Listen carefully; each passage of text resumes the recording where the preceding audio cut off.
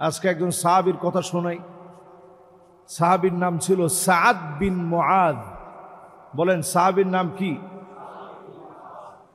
মোটামুটি অনেকের এই সাহাবীর নাম মুখস্থ আছে। সাদ বিন মুআদ রাদিয়াল্লাহু তাআলা আনহু 30 বছর বয়সে কালেমা পড়লেন, মুসলমান হলেন। 30 বছর বয়সে কালেমা পড়ে এত দামি হয়ে গেলেন, আল্লাহর নবীর কাছে এত প্রিয় হয়ে গেলেন, আল্লাহর কাছে এত আপন হয়ে গেলেন। 36 বছর বয়সে ইন্তেকাল করলেন। 30 থেকে নিয়ে 36 পর্যন্ত মাত্র 6 বছর তিনি পেলেন। 6 বছর পরে যখন দুনিয়া ছেড়ে চলে গেলেন, ওয়াহতাজ্জাতিল আরশ, আল্লাহর আরশে আজিম কেঁপে উঠল সাদ বিন মুআজের জন্য। আল্লাহর আরশে আজিম মায়ায় কেঁপে উঠল।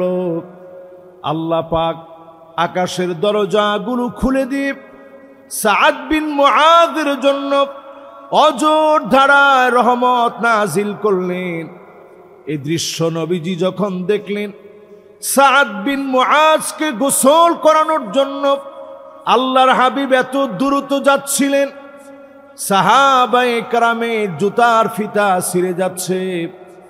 সাহাবায়ে কেরাম আরজ করলেন, ওগো নবীজি, কারো ক্ষেত্রে এত তাড়াহুড়া করেন নাই, এত তাড়াহুড়া করে কেন যাচ্ছেন?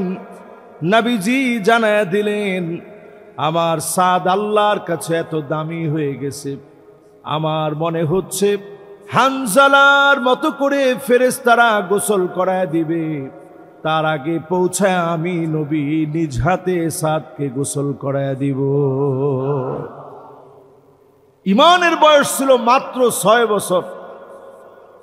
নবীজি নিজে দৌড়ায় যাচ্ছেন, আমার সাদরে আমি একটুখানি গোসল করায় দিব, আমার নিজ হাতে আদর করে গোসলটা করায় দিব। নবীজি সাল্লাল্লাহু আলাইহি সাল্লাম হাজির হলেন সাহাবায়ে কেরামদেরকে নিয়ে, নিজে নিজে গোসল করায় দিলেন।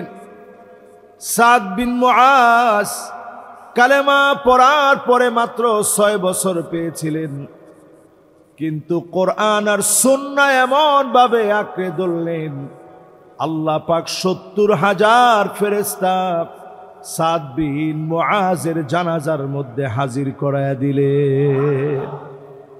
আল্লাহর নবী সোজা করে পা ফেলতে পারে না, এত পরিমাণ ফেরেশতা হাজির হয়ে গেছে। এত দাম আল্লাহ পাক সাদ বিন মুআজকে দিলেন। নবীজি নিজে সাদ বিন মুআজের জানাজার নামাজ পড়ায়া দিলেন। জানাজার নামাজের পরে নবীজি নিজে কবরস্থ করলেন। আল্লাহর নবীকে মাঝে মাঝে আল্লাহ পাক কবরের দৃশ্য দেখায়া দিতেন, কবরের ভিতরের হাল দেখায়া দিতেন। সাদ বিন মুআদের কবরের ভিতরের দৃশ্য যখন দেখায়া দিলেন, নবীজি দেখতে পেলেন চতুর্দিক থেকে মাটিগুলা সাদ বিন মুআজের দেহের দিকে আসতেছে। মাটিগুলা যখন হালকা করে সাদ বিন মুআজকে একটা চাপ মেরেছে, আল্লাহর নবী দৃশ্য দেখা মাত্র চিৎকার করে উঠলেন। দুইটা চোখ দিয়ে অঝর ধারায় নবীজির পানি গড়ায় গড়ায় পড়ছে, গাল মুবারক ভিজে গিয়েছে। হাত্তা বাল্লাল আরদ, জমিনের ভিতরে নবীজির চোখের পানি গড়ায় গড়ায় পড়ছে। আল্লাহর নবী বেদনা বিদুর হৃদয় নিয়ে সাদ বিন মুআজের জন্য মায়ায় সিক্ত হয়ে নবীজি বললেন, আল্লাহু আকবার, সুবহানাল্লাহ। আমার সাদ এত দামি হওয়ার পরেও কবরের ভিতরে যদি মাটি হালকা করে চাপা দেয়, হালকা করে যদি চেপে আসে, আমাদের মতো ব্যামলি মানুষের কি অবস্থা হবে? উম্মতের কথা মনে করে নবীজি কেঁদে ফেললেন। নবীজির কান্নার কারণে সাদের কবরটাকে যিনি বড় বানায় দিলেন তিনি কে? মাটিগুলা বহু দূর পর্যন্ত সরে গেল নবীজির কান্নার কারণে। এই পৃথিবীতে এখন আর কেউ কবরের ভিতরের কোনো দৃশ্য কেউ দেখতে পারে না। নবীজিরে আল্লাহ তাআলা মাঝে মাঝে দেখাইতেন, এখন আর কেউ দেখতে পারে না। যদি দেখতে পারতেন কি হইতো? আল্লাহর হাবিব বলেন, আল্লাহ তাদাফানু, দাফন কাফন সব তোমরা ভুলে যেতে, একবারের জন্য যদি কবরের দৃশ্য দেখতেন দুনিয়াদারি সব ভুলে যেতেন। যিনি এই অদৃশ্যকে অদৃশ্য রেখে গোলামদেরকে বারবার 5 ওয়াক্ত নামাজের জন্য ডাকাচ্ছেন তিনি কে? 5 ওয়াক্ত নামাজের জন্য আপনাকে ডাকা হচ্ছে। রোজার জন্য এইভাবে ডাকা হয় নাই, হজের জন্য এইভাবে ডাকা হয় নাই, যাকাতের জন্য এইভাবে ডাকা হয় নাই। নামাজ এমন একটা ইবাদত, 5 ওয়াক্ত নামাজের জন্য আপনাকে ডাকা হচ্ছে। এরপরেও যদি আপনার ঈমান জাগ্রত না হয়, ঈমানের বয়স কত? সাদ বিন মুআজের ঈমানের বয়স ছিল মাত্র 6 বছর। আমাদের ঈমানের বয়স কত? স্বাভাবিক যদি বয়স 50 হয়, ঈমানের বয়সও 50। জন্মসূত্রে তিনি মুসলিম, কিন্তু কোনোদিন আমরা এই ঈমানটাকে জাগ্রত করার চেষ্টা করি নাই। ঈমানের স্বাদ কি জিনিস কোনোদিন পাই নাই। ঈমানের স্বাদ পাওয়া যায় যদি সুন্দর করে ওযুটা বানায় নামাজের দিকে আসেন। কিন্তু এখন আমাদের অবস্থা এমন, নামাজের দিকে যদিও আসি, নামাজের পরে তাড়াহুড়া বেড়ে যায়, কার আগে কে বের হয়ে যাব। আমরা মোনাজাত করে থাকি, ইমাম সাহেবের সাথে হাত তুলি। ইমাম সাহেবের সাথে হাত উঠান অসুবিধা নেই, কিন্তু একা একা মাঝে মাঝে বসে আল্লাহর কাছে মনের দুঃখগুলা খুলে খুলে বলেন। আল্লাহর নবী আল্লাহর কাছে বলতেন, আল্লাহুম্মা ইন্নী আবদুক, ও আল্লাহ আমি তোমার গোলাম, ওয়াবনু আবিদিক, গোলামের ঘরের গোলাম, ওয়াবনু আমাতিক, আমার মা আপনার বান্দি, নাসিয়াতি বিয়াদিক, আমার চুলের গুচ্ছ আপনার হাতের মুঠোর ভিতরে, মাদিন ফিয়া হুকমুক, আপনার সিদ্ধান্ত গুলা চূড়ান্ত, মাদিন ফিয়া হুকমুক আদলুন ফিয়া কদাউক, যা ফয়সালা আপনি করেছেন চূড়ান্ত হয়ে যাবে। আসআলুকা বিকুল্লি ইসমিন হুয়া লাক সাম্মাইতা বিহি নাফসাক আও আনজালতাহু ফি কিতাবিক আও আল্লামতাহু আহাদান মিন খালকিক আও ইস্তাআসারতা বিহি ফি ইলমিল গায়বি ইনদাক আন তাজআলাল কুরআনা রাবিআ কলবি ওয়া নূরা সাদরি ওয়া জালাআ হুজনি ওয়া যাহাবা হাম্মি। নবীজি দোয়া করতেন, আল্লাহ তাআলা যত নাম আপনার আছে সব নাম ধরে ডাকতেছি, যত নাম আপনি কিতাবের ভিতরে দিয়েছেন নামগুলা ধরে আপনারে ডাকতেছি, যত নাম আপনার কাছে গোপন করে রেখে দিয়েছেন নামগুলা ধরে ডাকতেছি, যত নাম আপনার কোন গোলামকে শিখিয়েছেন ওই নামগুলো ধরে ডাকি। আনতা জালাল কুরআন রাবিআ কলবি, এই কোরআনকে আমার হৃদয়ের বসন্ত বানায় দেন, নূর সাদরি, বক্ষের আলো বানায় দেন, জালাআ হুজনি, আমার দুশ্চিন্তাগুলো দূর করে দেন, যাহাবা হাম্মি, পেরেশানি আমার কাছ থেকে উঠায় নেন। আল্লাহর নবী এত কিছু বলে আল্লাহর কাছে যা চেয়েছেন এই জিনিসগুলো আল্লাহ পাক নবীজিকে পুরাপুরি দিয়েছেন। এজন্য নবীজি অল্পে তুষ্ট হয়ে গিয়েছেন, ক্ষুধা পেটে থেকেছেন, কোনোদিন আল্লাহর কাছে অভিযোগ করে নাই। যন্ত্রণায় সহ্য করেছেন, কোনোদিন অভিযোগ করে নাই। একটার পর একটা কষ্ট পেয়েছেন, কোনোদিন কোনো অভিযোগ করে নাই। এই দুনিয়ার জীবন বড় ঠুনকো হয়ে যাবে, আখিরাতের জীবন এত বড় হয়ে যাবে কল্পনাও করা যায় না। কাআন্নাহুম ইয়াওমা ইয়ারাউনাহা লাম ইয়ালবাসু ইল্লা আশিয়াতান আও দুহাহা। সকাল সন্ধ্যার ভিতরে 60-70 বছর সব ফুরায় যাবে, আখিরাতের একটা সকাল একটা সন্ধ্যার ভিতরে এত বড় জীবনে যিনি আপনাকে পাই টু পাই হিসাব নিবেন তিনি কে? আউয়ালু মা ইউহাসাবু বিহিল আবদু ইয়াউমাল কিয়ামাতিস সালাত। প্রথম হিসাব হবে নামাজ নিয়ে। নামাজের হিসাব যদি পাকা হয়ে যায়, অবশ্যই আপনার হিসাবকে যিনি সহজ বানায় দিবেন তিনি কে? নামাজের হিসাব আল্লাহ প্রথমে নিবেন। বাংলাদেশে আমরা দিন কায়েমের কথা বলি, দিন কায়েম হবে তখন মানুষ নামাজি হবে যখন, ঠিক কিনা বলেন? এখনো যদি আপনি মুসলিম হয়ে নামাজ না পড়েন, দিন এই জমিনে কায়েম হবে কেমনে? দিন কায়েম হবে তো তখন যখন আপনি নামাজি হবেন, নামাজ পড়বেন। একটা জনগোষ্ঠী যখন নামাজি হবে, আল্লাহ পাক ওই জনগোষ্ঠীকে দিয়ে আল্লাহ তাআলা খেদমত করাবেন। গোটা জাতির পরিবর্তন আসবে, সংস্কার আসবে।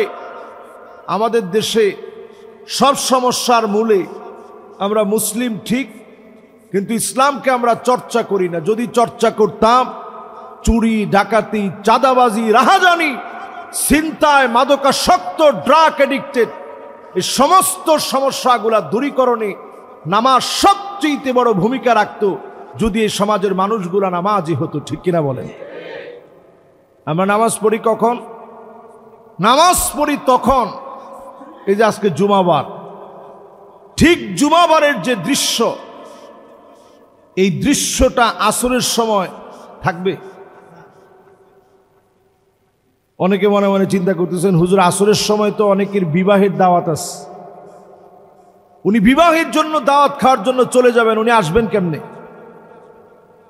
অনেকে তো বিবাহ খাওয়ার জন্য এখানেও আসবে। এই এলাকা থেকে আপনি যেমন আরেক এলাকায় যাবেন, ওনারাও তো আসবে। এইভাবে যদি আমরা জুমার নামাজকে যেমন গুরুত্ব দিয়ে পড়ি, এরকম গুরুত্ব যেদিন আপনি অন্যান্য নামাজেও দিবেন, ওই দিন এই জমিনে দিন কায়েম সহজ হয়ে যাবে, ঠিক কিনা বলেন? নামাজের গুরুত্ব বাড়ায় দেন।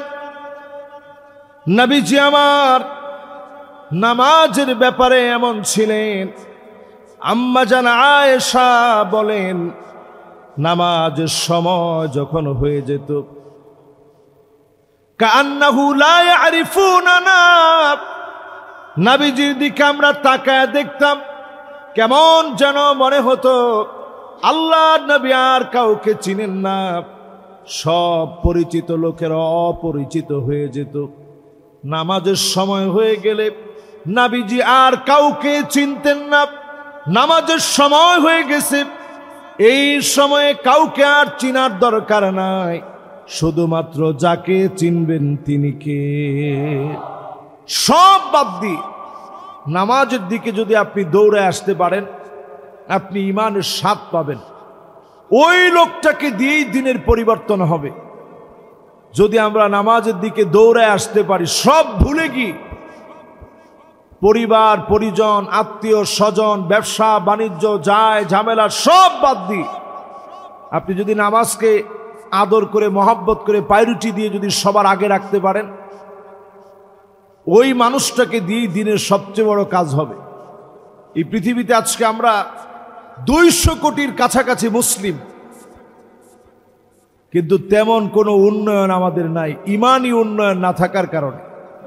সাহাবাই কেরামের মধ্যে এত বড় সংখ্যা ছিল না, শুধু নামাজের স্পিরিটের কারণে আল্লাহ তাআলা বহু যুদ্ধের ভিতরে বিজয় দান করেছেন। বলেন আল্লাহু আকবার। এর মধ্যে একটা যুদ্ধের নাম ছিল ইয়ারমুকের যুদ্ধ। মুসলমান সেনাবাহিনীর সদস্যবৃন্দ ছিল 36,000। এটা মুসলমানদের ভিতরে বিরাট সংখ্যা। 36,000 সংখ্যা নিয়ে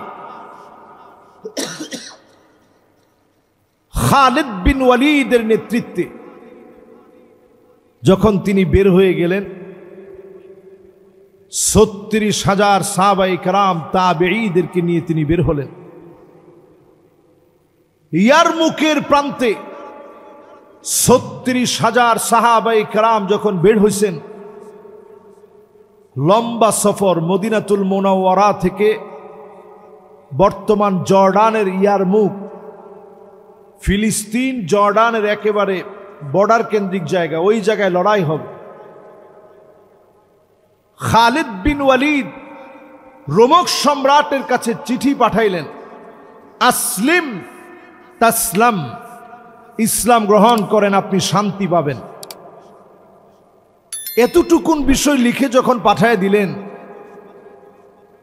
খালিদ বিন ওয়ালিদের এই চিঠি পাওয়া মাত্র বুঝে ফেলছে ইসলাম গ্রহণ করলে আমার আর ক্ষমতা থাকা হবে, ক্ষমতার জারিজুরি সব শেষ হয়ে যাবে, সব বিলীন হয়ে যাবে। সে এইটা বুঝা খালিদ বিন ওয়ালিদের বিপরীতে 2,40,000 সৈন্যবাহিনী রেডি করছে। মুসলমান ছিল ৩৬,০০০, বিপরীতে তারা ছিল 2,40,000। সংখ্যায় বেশি কারা, তারা না আমরা? কত বেশি? 2,04,000 সৈন্যবাহিনী বেশি হওয়ার পরেও বর্তমান চীন, তদানীন্তন চীনে যখন ছিল, তাদের কাছে একটা চিঠি লিখছে যে বিরাট মুসলমানদের একটা সংখ্যা ৩৬,০০০, এরা আমাদের দিকে আসতেছে, আক্রমণ করবে। চীনের কাছে চিঠি লেখা হইল যে তোমরা কিছু সৈন্যবাহিনী পাঠাও। এই চিঠি যখন চীনের সম্রাট পেয়েছে, তিনি উল্টা চিঠি লেখা জানাইছে, উনি কিন্তু মুসলমান না, তারপরও সে চিঠি লিখে জানাইছে ইন্না কাউমান লাউ আরাদু আইয়াখলা আল জাবাল লাখালাউ, মুসলমান এমন এক জাতি, এরা যদি পাহাড়ের দিকে তাকায় বলে পাহাড় তুমি সরে যাও, এক কথায় পাহাড় সরে যাবে। আল্লাহু আকবার। একটু চিন্তা করতে পারেন ইমানি হিম্মত কি জিনিস। লোকটা মুসলমানই হয় নাই, কিন্তু তার মন মেজাজ বলছে মুসলমানের যে ইমান, এই ইমান দিয়ে যদি তারা পাহাড়কে বলে সর, পাহাড় সরে যাবে। আচ্ছা, যেই লোকটা আগেই ভয় পাচ্ছিল মুসলমানদের ৩৬,০০০ সৈন্যবাহিনীকে, এই কথা বলার পরে ভয় বাড়ছে না কমছে? এবার খালিদ বিন ওয়ালিদ লম্বা পথ পরিক্রমা সফর করে এসে খাবার নাই দাবার নাই, পেট পিঠের সঙ্গে লেগে গেছে। খালিদ বিন ওয়ালিদ বক্তব্য দিয়ে বললেন,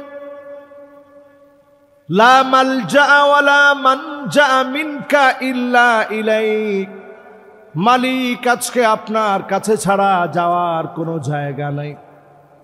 আমরা মাত্র ৩৬,০০০, বিপরীতে সারা ওয়ার্ল্ডের সেই সময়ের সুপার পাওয়ার পরাশক্তি রোমকদের বিরুদ্ধে লড়াই করতে যাচ্ছে। আয় আল্লাহ, আমাদের কিছু নাই তুমি ছাড়া। আল্লাহ তোমার দিনের জন্য একজন একজন করে সবাই জীবন দিয়ে দিব, কিন্তু একটা লোক কাপুরুষের মতো কাফেরের ভয়ে পালায় যাব না। খালিদ বিন ওয়ালিদ যখন দৃঢ় প্রত্যয়ে বক্তব্য রাখলেন সেনাপতি হয়ে, এই বক্তব্য এমন ভাবে স্পিড দিল, এমন ভাবে পরিবর্তন এনে দিল, সবাই জীবন দেওয়ার জন্য ইয়ারমুকের প্রান্তে প্রস্তুত হয়ে গেলেন। ৩৬টা কাতার করা হলো, এক এক কাতারের ভিতরে ১,০০০ করে দাঁড় করানো হলো। রোমকরা তাকে মনে করতেছিল মুসলমানেরা ৩৬,০০০ না, লক্ষ লক্ষ মুসলমান কাতারে কাতারে দাঁড়ায় আছে।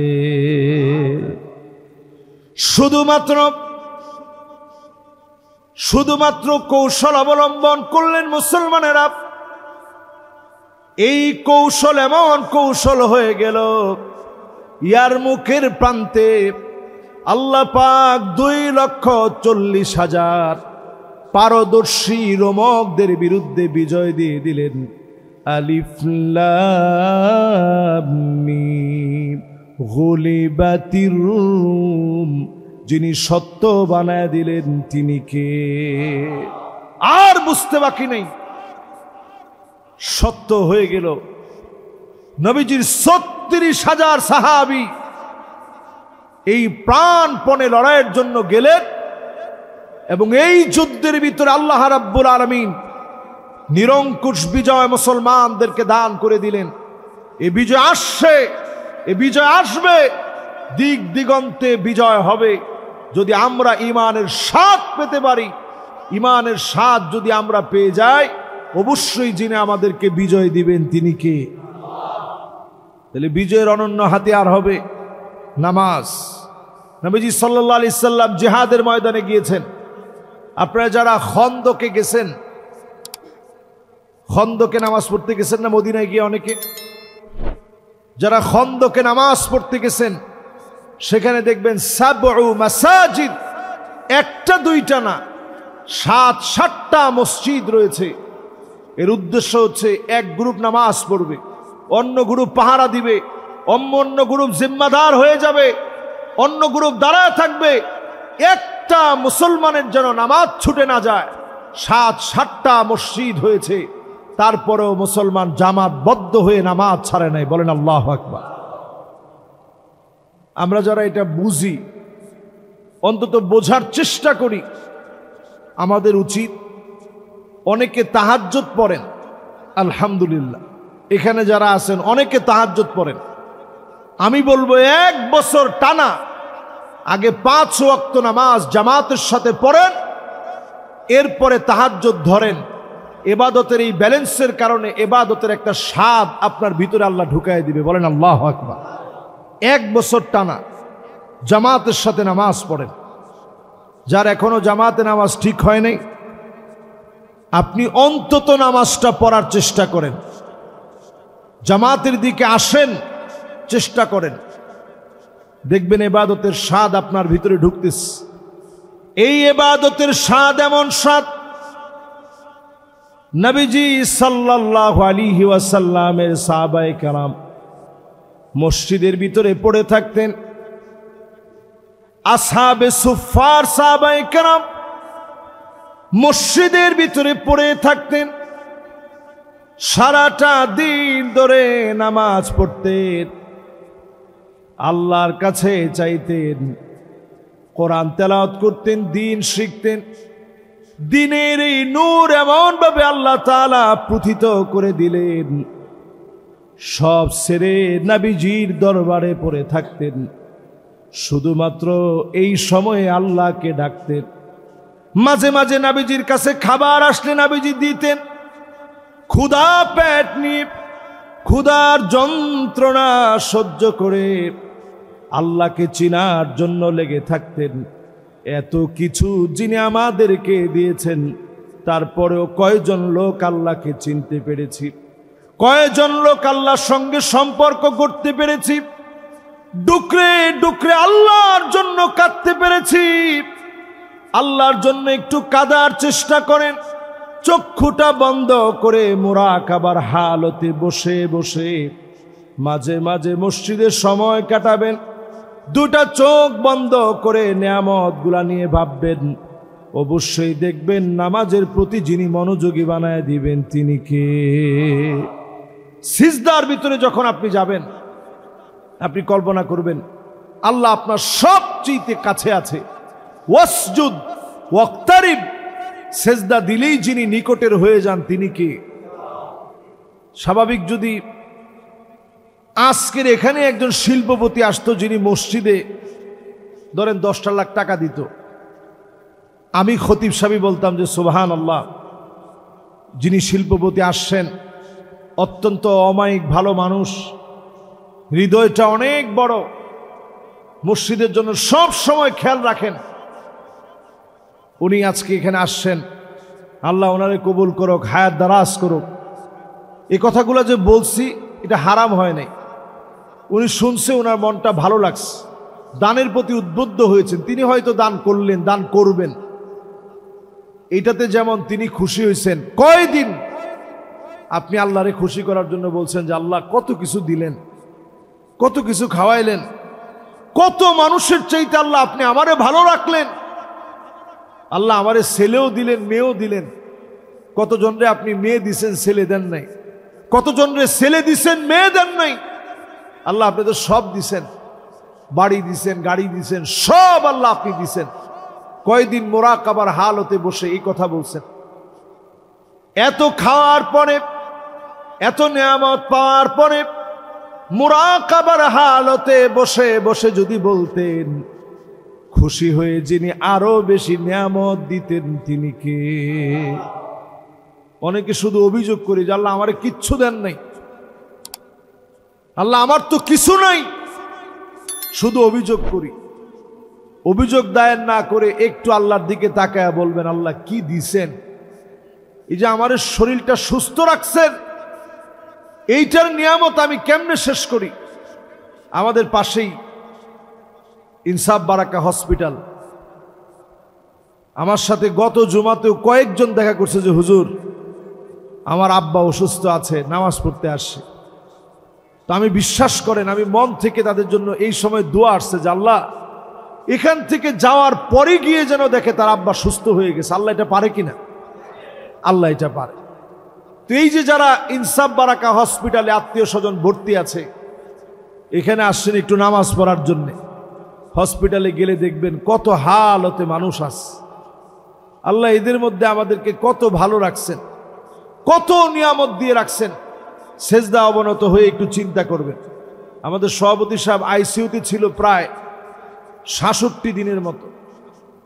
উনি তো বলতে গেলে মৃত প্রায় ছিলেন। জীবনের একটা বড় অধ্যায় ওনার কেটে গেছে এই শিক্ষার মধ্য দিয়ে। কারে বলে জীবন? আজকে আল্লাহ তাআলা সুস্থ করছেন, এখানে বসছেন। এরকম কতজনকে আল্লাহ তাআলা রোগ দিয়ে কত পরীক্ষা নিছেন, এখন আল্লাহ সুস্থ করছেন। সে শুকরগুজারি আল্লাহর জন্য একটু আদায় করে। আল্লাহর জন্য শুকরগুজারি যারা আদায় করবে, ইমানের পরিচয় আপনি দিলেন। আজাবান লিআমরিল মুমিন, মুমিনদের পরিচয় হবে মুমিন যখন বিপদে পড়ে যাবে আল্লাহর উপরে মুমিন শুধু সবর করে নিবে, আর যখন নিয়ামত পেয়ে যাবে মুমিন আল্লাহর শুকরিয়ায় মাথা অবনত করে দিবে। এজন্য মুমিনের নিয়ামত যিনি বৃদ্ধি করে দিবেন তিনি কে? এজন্য যত বেশি পারেন জবানে আসতে না চাইলেও আলহামদুলিল্লাহ বেশি বেশি জবানে বলার চেষ্টা করবেন। আসতে চাবে না, শয়তান দিবে না, তারপরেও বলবেন আলহামদুলিল্লাহ আলহামদুলিল্লাহ আলহামদুলিল্লাহ। উঠতে বসতে খেতে সব জায়গায় আলহামদুলিল্লাহ বলবেন। দেখেন ইসলামের তরিকাটা। আপনি ঘুম থেকে উঠে কি বলবেন? ভুলে গেছেন? আলহামদুলিল্লাহিল্লাযী আহইয়ানা বা'দামা আমাতানা ওয়া ইলাইহিন নুশুর। এই যে আল্লাহর একটু প্রশংসা করলেন। আল্লাহ আপনি যদি না চাইতেন আজকে কি আমি হায়াত পেতাম? আন্নাউমা খুল মাউত, মৃত্যুর ভাইয়ের নাম হলো ঘুম। এই ঘুম কতজন ঘুমায় যায় আর কোনো দিনের জন্য জেগে ওঠে না। আপনি আমি ঘুম থেকে উঠে আর কিছু যদি নাও পারি আলহামদুলিল্লাহ যদি বলি, আল্লাহ আপনি সুন্দর একটা ঘুম দিলেন, ঘুম থেকে নতুন করে একটা হায়াত দিলেন। যদি আপনি বলার চেষ্টা করেন যিনি আপনার ঘুমায় থাকা অবস্থায় খুশি ছিলেন, ঘুম থেকে উঠার পরেও যিনি খুশি হয়ে গেলেন তিনি কে? মাঝে মাঝে চিন্তা করবেন। আমি ময়মনসিংহে একদিন মাহফিলে গেলাম, খানা খাচ্ছিলাম, হঠাৎ করে কারেন্ট চলে গেছে। আমার পাশে একজন অন্ধ হাফেজ, উনিও খানা খাচ্ছিলেন।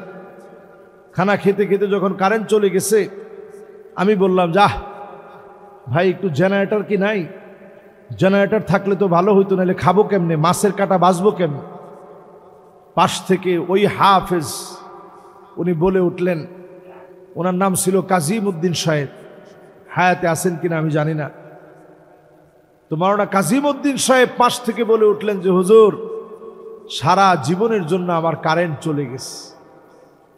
আমার ভিতরে এমন ভাবে লাগছে কথাটা, আল্লাহু আকবার, সারা জীবনের জন্য হুজুর আমার কারেন্ট চলে গেছে। আমি চিন্তা করলাম, আরে একটু মুহূর্তের জন্য অন্ধকার হয়ে গেছে, সহ্য করার মতো না, খাওয়ার মতো তৌফিক নাই, কাটা বিঁধে যায় কিনা কে জানে। কিন্তু আমি লক্ষ্য করলাম একটু পরে যখন জেনারেটর ব্যবস্থা করা হলো, আমি দেখলাম সে ঠিকই চেষ্টা করে কাটাগুলো বেছে বেছে খাচ্ছে, অথচ আমরা অন্ধকারের ভিতরে খাইতে পারি না। আমি ওনারে জিজ্ঞাসা করলাম যে আপনি কি স্বপ্নে কিছু দেখেন?